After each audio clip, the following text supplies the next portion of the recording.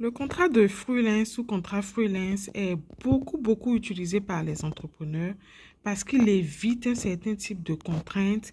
On travaille avec quelqu'un de manière très libre qui apporte son expertise contre la rémunération qu'on souhaite lui donner, sinon qu'on a convenu avec lui de lui donner, mais évite en fait, comme je disais, les contraintes qui se retrouvent en fait dans les contrats classiques. En entreprise, chacun des contrats a sa place, mais il faut savoir faire la nuance pour éviter les pièges juridiques. Voilà.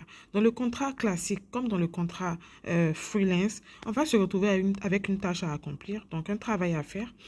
On va avoir à payer une rémunération dans le contrat classique qui sera le salaire, mais on n'aura pas en fait à ce niveau-là, par exemple, c'est surtout ça la différence même fondamentale. On n'a pas ce qu'on appelle le lien de subordination.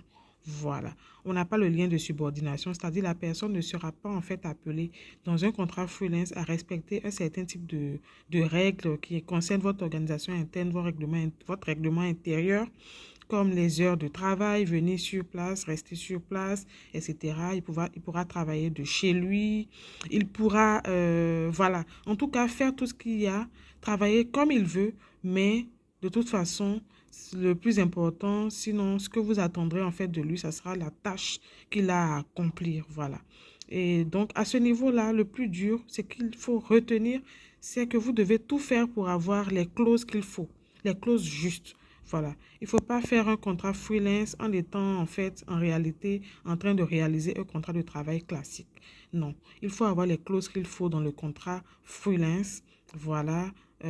Pour ne pas qu'il soit requalifié en cas de litige en contrat de travail et qu'il vous mette face aux obligations d'un contrat de travail. Voilà. C'est pour ça aussi qu'il faut sécuriser juridiquement votre business